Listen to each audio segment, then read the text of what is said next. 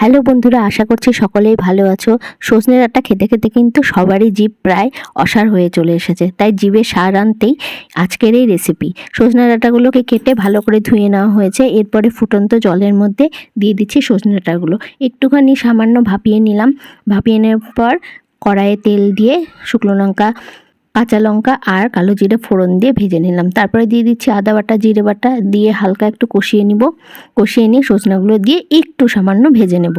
তারপরে দিয়ে দিচ্ছি হলুদ গুঁড়ো, নুন দিয়ে আর একটু নেড়ে চেড়ে নিব। তারপরে দিয়ে দেব সর্ষে আর পোস্ত বাটা, সর্ষে অল্প আর পোস্তটা বেশি। তারপরে জল দিয়ে এবার ঢাকা চাপা দিয়ে দেব। দিয়ে 4-5 মিনিট হতেই দেখো জলটা শুকিয়ে এসেছে, একদম মাখো মাখো হয়ে গেছে। এই পর্যায়ে এসে সামান্য একটু চিনি দিয়ে দেবো আর একটু ওপর দিয়ে কাঁচা সর্ষের তেল। ব্যাস রেডি আমাদের সজনে ডাঁটার ঝাল। ভালো লাগলে অবশ্যই সাবস্ক্রাইব করো।